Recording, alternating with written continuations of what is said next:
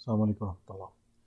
आज जस्ट मैं एक छोटी सी वीडियो बना रहा हूँ। यहाँ पे मेरे एक कुछ फ्रेंड्स हैं, उन्होंने मुझसे रिक्वेस्ट की थी कि अगर हम इसमें बिज़नेस में आना चाहते हैं तो इसका जो प्रॉफिट है वो हमें थोड़ा सा आप आइडिया दें कि क्या इसका प्रॉफिट हो सकता है और कितना इसमें हम इसमें गेन कर सकते हैं।